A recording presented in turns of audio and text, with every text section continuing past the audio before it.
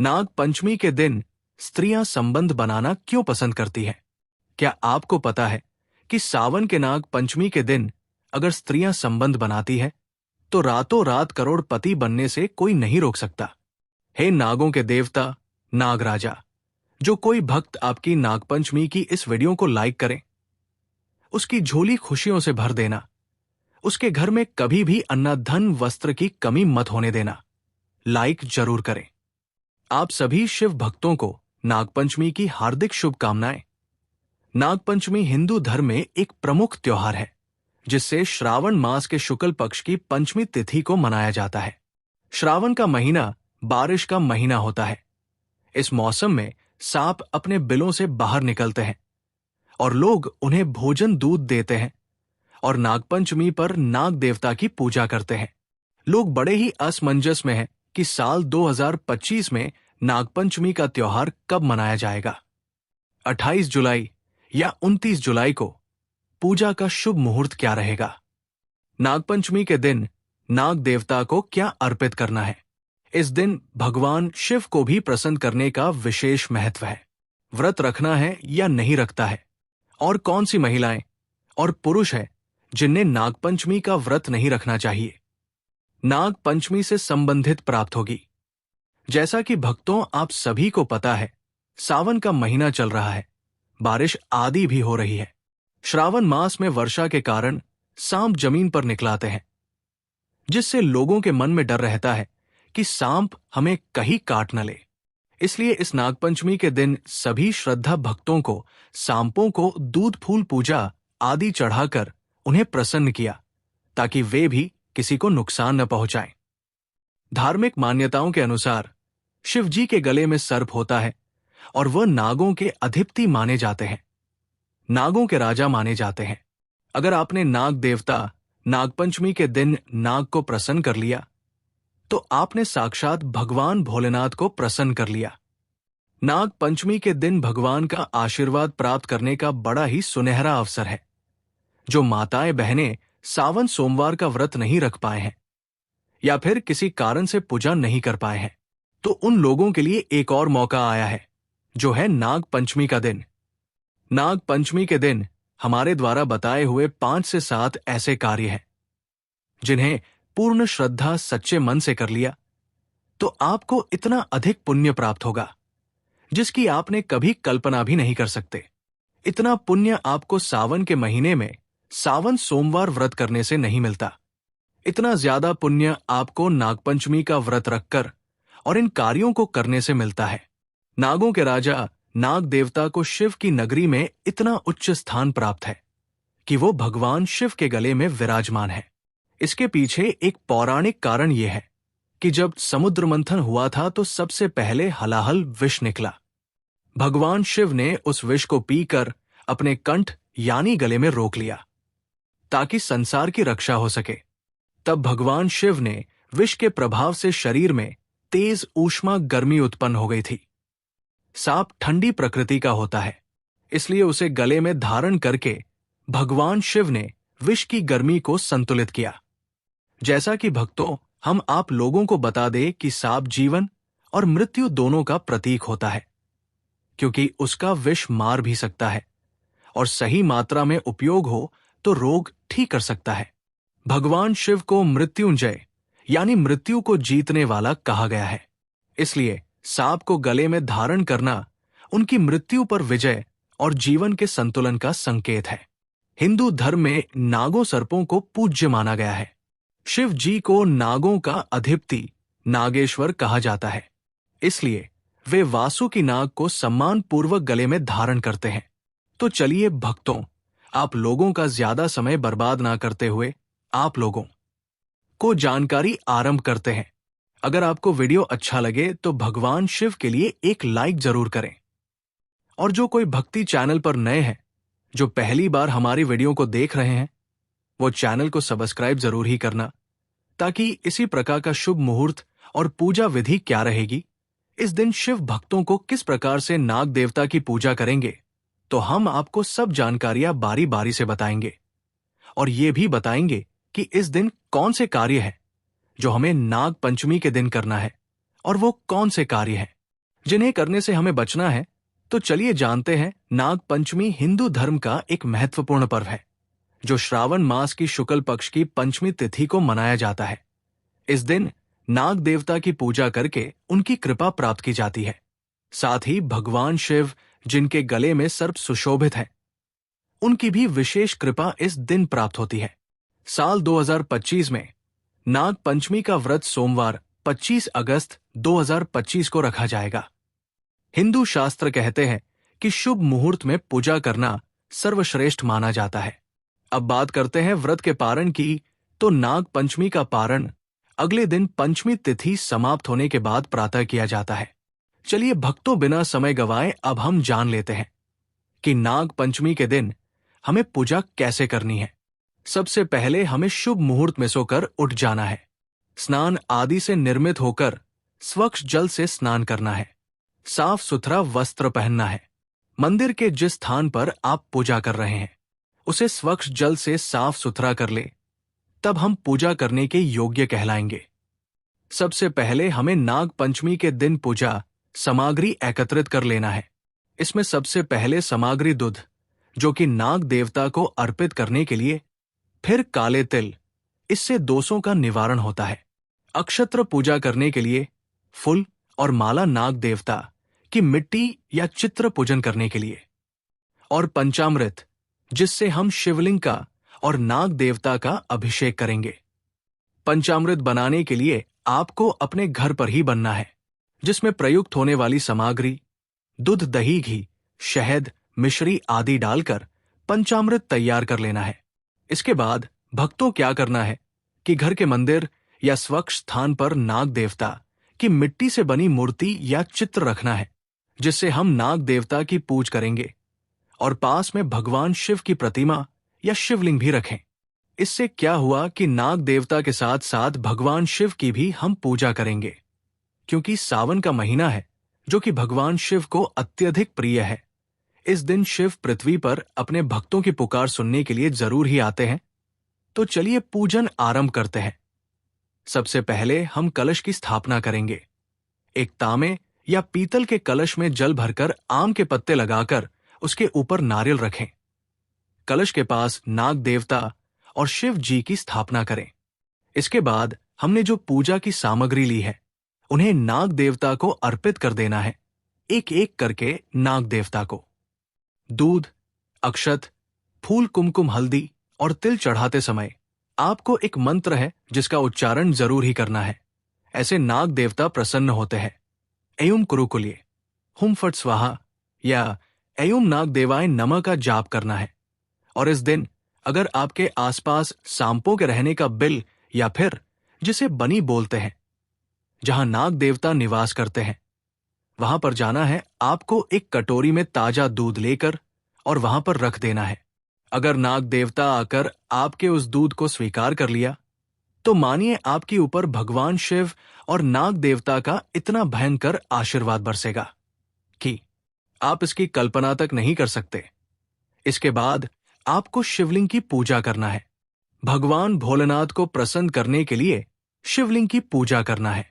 अब शिवलिंग की पूजा करनी है, कैसे करना है ये भी हम आपको बता देते हैं।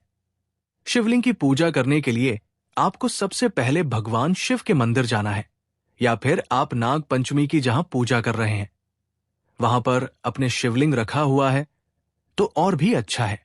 तो आपको शिवलिंग पर सबसे पहले जल से अभिषेक करना है, शुद्ध जल से अभिषेक करना है, ओम नमः शिवाय का जाप करते हुए। इसके बाद आपको दूध या दही से शिवलिंग का अभिषेक करना है। अच्छी तरह से अभिषेक करने के बाद आपको फिर दोबारा से शिवलिंग का जल से अभिषेक करना है। उसके बाद आपको शिवलिंग पर बेल पत्र अर्पित करना है। बेल पत्र अर्पित करने से पहले थोड़ा सा ध्यान दीजिएगा कि बेल पत्र कटे फटे ना हो, और 3 पत्ती वाला बेल पत्र ही शिवलिंग पर चढ़ाया जाता है। ऐसा बेल पत्र आप अर्पित ना करें जिसमें 2 पत्ती हो। कहा जाता है कि बेल पत्र में त्रिलोक देवता का निवास होता है, ब्रह्म, विष्णु, महेश, इसलिए 3 पत्ती वाला बेल पत्र ही शिवलिंग पर अर्पित करना है। हो सके तो बेल पत्र पर थोड़ा सा चंदन लगाकर आप शिवलिंग पर अर्पित करें। इसके बाद आप भास्म चंदन शिवलिंग पर लगा सकते हैं। साथ ही साथ भगवान शिव के प्रिय फल धतूरा, भांग, कमल के फूल शिवलिंग पर अर्पित करें। इससे भगवान शिव प्रसन्न होते हैं और देते हैं आपको मनचाहा आशीर्वाद। अंत में आपको दीपक और धूप से नाग देवता और शिव जी की आरती करें। सबसे पहले आप भगवान शिव की आरती कीजिए, उनके मंत्रों का जाप कीजिए। उसके बाद नाग देवता की आरती करनी है। उनके मंत्रों का जाप कीजिए, नाग देवता की आरती उतारू, दूध दही का भोग डालो, धरती के नीचे तुम वास करो। भक्तों, इसके बाद आपको नाग पंचमी की व्रत कथा सुनना है, श्रवण करना है और भगवान शिव से कामना करना है कि हे शिव, नाग देवता जो भी आपकी इच्छा है उसको पूर्ण करे। आप बोल सकते हैं, जो कोई भक्त सच्ची श्रद्धा से नाग देवता भगवान शिव की पूजा नाग पंचमी के दिन कर लेता है, भगवान आपकी मनोकामना शीघ्र पूर्ण करते हैं। तो ये थी वो पूजा विधि जिससे आपको नाग पंचमी के दिन जरूर ही अपनाना चाहिए। तो चलिए भक्तों, अब हम वो कार्य भी जान लेते हैं जिन्हें हमें नाग पंचमी के दिन करना चाहिए और कौन से कार्य हैं जो हमें नाग पंचमी व्रत के दिन नहीं करने चाहिए। तो वीडियो में आगे बढ़ने से पहले आपसे हाथ जोड़कर निवेदन करते हैं कि कमेंट बॉक्स में सच्चे हृदय से लिख दे जय नाग देवता, जय भगवान शिव, और वीडियो को भी लाइक कर दें। इससे क्या होता है कि हमारा वीडियो बनाने का जो मनोबल होता है वो बहुत अधिक बढ़ जाता है। आपका लाइक हमारे लिए बहुत ही महत्वपूर्ण होता है, तो लाइक जरूर करें। नागपंचमी के दिन कुछ विशेष कार्य करने से जीवन में सुख, समृद्धि, स्वास्थ्य और शांति मिलती है।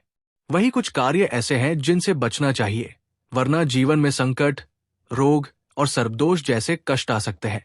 सबसे पहला कार्य है जो सभी भक्तों को नागपंचमी के दिन करना है, नाग देवता और भगवान शिव की पूजा करें। नागपंचमी पर नाग देवता की पूजा करके सर्पदोष, काल सर्पदोष आदि से मुक्ति मिलती है। शिव जी की पूजा से रोग, भय और बाधाएं दूर होती है। जो कोई भक्त ये काम करता है उसके जीवन से तमाम परेशानियां समाप्त हो जाते हैं। दूसरा कार्य है नाग देवता को दूध, फूल, चावल आदि अर्पण करें। नागों के प्रतीक चित्र, मिट्टी की मूर्ति या नाग मंदिर में जाकर दूध चढ़ाएं।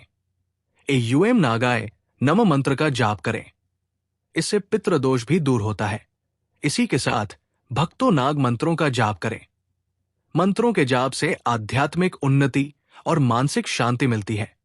विशेष मंत्र एयूम नमो भगवते वासुकी नागराजाय नमः, एयूएम सर्व नागाय नमः, नाग पंचमी व्रत कथा का श्रवण या पाठ करें। व्रत कथा सुनने से पुण्य की प्राप्ति होती है और परिवार में शांति बनी रहती है। व्रत रखना यदि संभव हो, फलाहार करके व्रत रखने से शरीर और मन शुद्ध होता है। तीसरा कार्य है जो हमें नाग पंचमी पर जरूरी करना है, सर्पों का संरक्षण करें। इस दिन सांपों को मारना या नुकसान पहुंचाना पाप माना गया है। सर्पों को दया और आदर की दृष्टि से देखें। ऐसा करने से नाग देवता आपको तथा आपके परिवार को कभी भी नुकसान नहीं पहुंचाएंगे, बल्कि आपको आशीर्वाद ही देंगे। इस दिन सभी भक्त अपने घर परिवार की रक्षा के लिए पूजा करें। इस दिन पूजा करने से घर के सभी सदस्य सर्प भय और रोगों से मुक्त रहते हैं। इससे सर्प दोष लग सकता है। इस दिन किसी भी परिस्थिति में सर्प को मारना या परेशान करना वर्जित है। नाग देवता को हिंदू धर्म में देवता माना गया है। इनका अपमान भारी दोष देता है। लोहे के बर्तन में पकाया भोजन न करें। धार्मिक मान्यता के अनुसार इस दिन तामसिक भोजन और लोहे के बर्तनों से परहेज करें। इस दिन भूल से भी नमक का सेवन न करें। यदि व्रत हो तो व्रत में नमक, मसाले, तले भुने पदार्थ निषिद्ध माने गए हैं। इस दिन किसी भी किसान को अपने खेत या बगीचे में काम नहीं करना चाहिए। ये मान जाता है कि खेतों में इस दिन सर्पों का आना जाना अधिक होता है, इसलिए उन्हें परेशान न करें। इस दिन किसी भी महिला या पुरुष को बाल धोना और नाखून काटना वर्जित माना गया है। पारंपरिक रूप से इस दिन शरीर की साफ सफाई से जुड़ी क्रियाएं सीमित रखी जाती है। विशेष रूप से स्त्रियों के लिए इस दिन आपको भूल से भी अपने मुंह से सर्पों के प्रति अपशब्द न बोलें। इस दिन सर्पों के बारे में अपमानजनक शब्द या मजाक करने से दुर्भाग्य आ सकता है। इससे नाग देवता का अपमान तो होता ही है, साथ में माता सरस्वती का भी अपमान होता है और भगवान भोलेनाथ आपसे क्रोधित हो सकते हैं। उनके क्रोध का सामना आपको करना पड़ सकता है, इसलिए आपको इन कार्यों को करने से बचना चाहिए। भक्तों, तो ये थी कुछ विशेष कार्य जिससे आपको क्या सीख मिली, तो आप हमें कमेंट बॉक्स में जरूर बताएं। जो कोई भक्त सच्चे श्रद्धा भाव से, सच्चे मन से भगवान से और नाग देवता को नाग पंचमी व्रत के दिन प्रसन्न कर लेता है, उसके जीवन से दुर्भाग्य हमेशा के लिए समाप्त हो जाता है। तो अपने दुर्भाग्य को समाप्त करने के लिए कमेंट बॉक्स में जरूर ही लिख दे जय नागदेव। वीडियो के अंत तक बने रहने के लिए आप सभी शिव भक्तों का हम धन्यवाद करते हैं। मिलते हैं एक और नई वीडियो के साथ। इसी के साथ नमस्ते।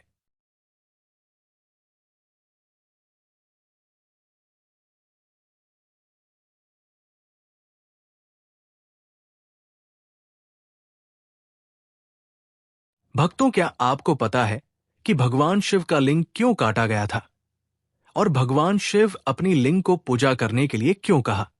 शिवलिंग की पूजा क्यों किया जाता है? शिवलिंग भगवान शिव का प्रतीक है। भक्तगण आमतौर पर भगवान शिव की कृपा पाने के लिए उनकी मूर्ति की बजाय इस शिवलिंग की पूजा करते हैं। आज हम शिवलिंग के बारे में ही कुछ बातें करने जा रहे हैं। आपने जरूर ये देखा और पाया होगा कि भगवान शिव के भक्त आमतौर पर शिव की मूर्ति की नहीं बल्कि शिवलिंग की पूजा करते हैं। तो क्या आपने कभी सोचा है कि भक्त शिव की मूर्ति की बजाय शिवलिंग की पूजा क्यों करते हैं? क्या शिव की मूर्ति की बजाय शिवलिंग की पूजा करने से भगवान शिव प्रसन्न होते हैं? शिवलिंग की पूजा का क्या कारण है? सबसे पहले शिवलिंग की पूजा किसने की थी? शिवलिंग कहां से आया? भगवान शिव का लिंग क्यों काटा गया? तो आइए आज शिवलिंग के बारे में ये बातें जानते हैं। शिव पुराण के अनुसार सृष्टि के प्रारंभ में भगवान शिव से ही सृष्टिकर्ता ब्रह्मा और भगवान विष्णु की उत्पत्ति हुई। उत्पत्ति होने के बाद ब्रह्मा जी और विष्णु जी के मन में ये प्रश्न आया कि हम कौन हैं? हम इस संसार में कैसे आए? हमारे काम क्या है?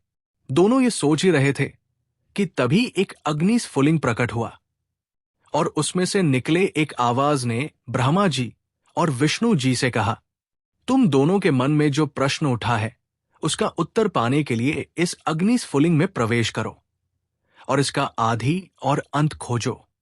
उस आवाज को सुनने के बाद ब्रह्मा जी और विष्णु जी दोनों ही अग्नि स्फुलिंग में प्रवेश कर गए। हजारों वर्षों की खोज के बाद भी ब्रह्मा और विष्णु को अग्नि स्फुलिंग का कोई आदि या अंत नहीं मिला और नहीं वे अग्नि स्फुलिंग के रहस्य को जान सके। तब भगवान शिव परम ब्रह्म के रूप में दोनों के सामने प्रकट हुए। भगवान शिव ने ब्रह्मा जी और विष्णु जी को अग्नि स्फुलिंग के रहस्य के बारे में बताया। ब्रह्मा जी और विष्णु जी दोनों ने अग्नि स्फुलिंग के रहस्य को जान लिया और उसे प्रणाम किया। तब निराकार अग्नि स्फुलिंग ने आकार लिया और ज्योतिर्लिंग स्वरूप शिवलिंग बन गया। तब ब्रह्मा जी और विष्णु जी दोनों शिवलिंग की पूजा करने लगे। यही पहला ज्योतिर्लिंग स्वरूप शिवलिंग है जो सृष्टिकर्ता ब्रह्मा और भगवान विष्णु के सामने प्रकट हुआ था।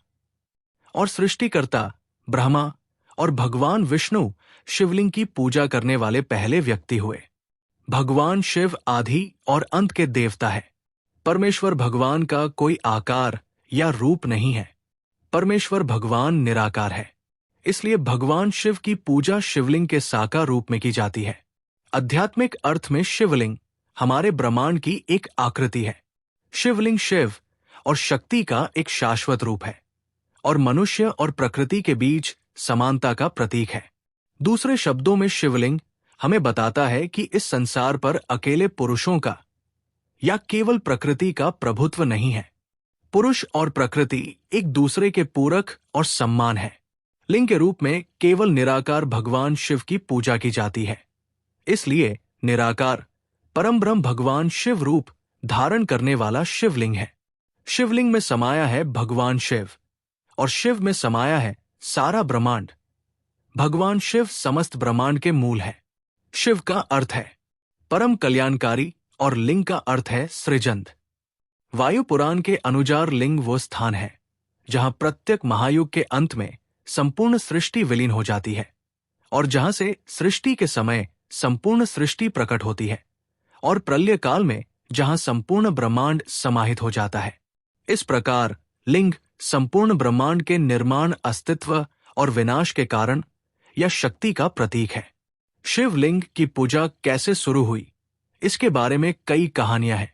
लिंग पुराण के अनुसार अपने पति भगवान शिव के बारे में अपमानजनक बातें सुनकर पिता दक्ष प्रजापति के यज्ञ स्थल पर ही माता सती ने अपनी देह त्याग कर दिया था। ये वार्ता सुनने के बाद भगवान शिव ने क्रोधित होकर दक्ष प्रजापति के यज्ञ को नष्ट कर दिया। उसके बाद पत्नी की मृत्यु के शोक में भगवान शिव चेतनाहीन होकर दिगंबर अवस्था में पृथ्वी पर विचरण करने लगा। भगवान शिव को इस अवस्था में घूमते हुए देखकर कुछ महिलाएं उन पर मोहित हो गई। स्त्रियों की इस अवस्था को देखकर कुछ ऋषियों ने भगवान शिव को श्राप दे दिया। ऋषियों के श्राप के कारण भगवान शिव का लिंग उनके शरीर से खंडित होकर अलग हो गया। शिव का लिंग खंडित होने से तीनों लोकों में हाहाकार मच गया। ऐसी हाहाकार स्थिति को देखकर सभी देवता सृष्टिकर्ता ब्रह्मा के पास गए और उनसे सृष्टि को बचाने की प्रार्थना की। सब कुछ जानने के बाद ब्रह्मा जी ने देवताओं और ऋषियों के साथ भगवान शिव के पास गए। ब्रह्मा जी ने भगवान शिव से प्रार्थना की और कहा, हे भगवान, कृपया अपने शरीर से अलग हुए लिंग को फिर से धारण करें, अन्यथा सारा संसार का विनाश हो जाएगा। ब्रह्मा जी की बात सुनकर भगवान शिव ने कहा, हे सृष्टिकर, आज से सभी लोग मेरे लिंग की पूजा करना शुरू कर दे, उसके बाद ही मैं अपना लिंग फिर से धारण करूंगा। भगवान शिव की बातें सुनकर ब्रह्मा जी ने सबसे पहले एक सोने का लिंग बनाया और विधि विधान से उसकी पूजा की। भगवान शिव ने संसार के कल्याण के लिए समुद्र मंथन से निकले हलाहल विष को पी लिया था। विष पीने से शिव जी का कंठ नीला पड़ गया और उनका पूरा शरीर जलने लगा। तब देवताओं ने शिव के शरीर को जलन से मुक्त करने के लिए शिवलिंग पर जल डालना शुरू किया। इससे भगवान शिव के शरीर की पीड़ा दूर हुई। इस घटना के बाद भगवान शिव के प्रतीक के रूप में शिवलिंग की पूजा शुरू हुई। भृगु संहिता के अनुसार एक बार महर्षि भृगु ब्रह्मा, विष्णु और महेश्वर में से कौन सर्वश्रेष्ठ है, वो परीक्षा लेने के लिए निकले। परीक्षा लेने के लिए जब महर्षि भृगु कैलाश पहुंचे, उस समय भगवान शिव समाधि में लीन थे। इसलिए शिव के गणों ने भृगु को अंदर प्रवेश नहीं करने दिया और उन्हें कैलाश के द्वार पर ही रोक दिया। महर्षि भृगु ने बहुत अनुन्य विनय की, लेकिन फिर भी शिव गणों ने उन्हें आगे बढ़ने की अनुमति नहीं दी, बल्कि उनका अपमान किया और उन्हें मारने के लिए त्रिशूल आदि अस्त्र धारण कर लिया। जब भृगु ने देखा कि शिव गण उन्हें मारने के लिए आ रहे हैं, तो वे भागने लगे और शिव गण उनके पीछे भागने लगे। कुछ समय भागते भागते महर्षि भृगु थक कर रुक गए। तब क्रोधित भृगु ने सोचा, हे भगवान भोलेनाथ, मैंने त्रिदेवों की परीक्षा लेने निकले हैं। इसी परीक्षा के अंतर्गत आज मैं कैलाश पर आपकी परीक्षा लेने आया हूं, परंतु आपके गणों ने मेरे साथ ऐसा दुर्व्यवहार किया है और आपने मुझे अपने गणों से बचाने के लिए भी आगे नहीं आए। इसलिए आज मैं आपको श्राप देता हूं कि कलयुग में कोई आपकी पूजा नहीं करेगा। श्राप मिलने के बाद शिव जी की समाधि टूट गई। तब भगवान शिव भृगु के सामने प्रकट हुए और कहा, हे महर्षि भृगु, आपने मुझे जो श्राप दिया है उसे वापस ले लीजिए। इस सृष्टि की निर्माण और संचालन में मेरी भी भूमिका है। यदि आप मुझे ही इस सृष्टि से निकाल देंगे तो इस सृष्टि में कुछ भी शेष नहीं रहेगा। अगर मैं निर्माण कर सकता हूं तो विनाश भी कर सकता हूं। भगवान शिव की बात सुनकर महर्षि भृगु ने कुछ देर सोचा और महसूस किया कि भगवान शिव सही है। अगर वे निर्माण कर सकते हैं तो वे विनाश भी कर सकते हैं। तब ऋषि भृगु का क्रोध शांत हुआ। भृगु ने भगवान शिव से कहा, हे भगवान, आप जानते हैं कि एक बार दिया गया श्राप वापस नहीं लिया जा सकता है। इसलिए मैंने आपको जो श्राप दिया है मैं भी उसे वापस नहीं ले सकता, लेकिन मैंने अपना श्राप थोड़ा बदल दिया है। कलयुग में आपकी पूजा होगी, लेकिन इस भौतिक रूप में आपकी पूजा नहीं होगी। कलयुग में केवल आपके ब्रह्मांड रूपी लिंग रूप की ही पूजा होगी। महर्षि भृगु द्वारा भगवान शिव को दिए गए इस शाप के कारण ही कलयुग में भगवान शिव के भौतिक रूप के बजाय शिवलिंग पूजा की शुरुआत हुई। कलयुग में भक्त यदि विधि विधान से शिवलिंग की पूजा करते हैं, भगवान शिव की कृपा से कई लाभ मिलते हैं। यदि आप शिवलिंग की पूजा भक्ति से करते हैं तो विवाह योग्य कन्याओं को योग्य वर प्राप्त होता है। निसंतान दंपतियों को संतान प्राप्ति होती है। धन, ज्ञान और मोक्ष की प्राप्ति होती है। जिस स्थान पर शिवलिंग की पूजा की जाती है वो स्थान तीर्थ स्थल बन जाता है। शिवलिंग विभिन्न प्रकार के होता है। हालांकि पूरे भारत में केवल 12 ज्योतिर्लिंग हैं। ये 12 ज्योतिर्लिंग मनुष्य द्वारा निर्मित नहीं है। मान्यता है कि ये ज्योतिर्लिंग स्वयं ही प्रकट हुए थे। मित्रों, हमें उम्मीद है कि आज की कहानी आपको जरूर पसंद आई होगी। भक्तों, आपको वीडियो पसंद आई हो तो इस वीडियो को एक लाइक करके कमेंट में जय भोलेनाथ जरूर लिखें। धन्यवाद।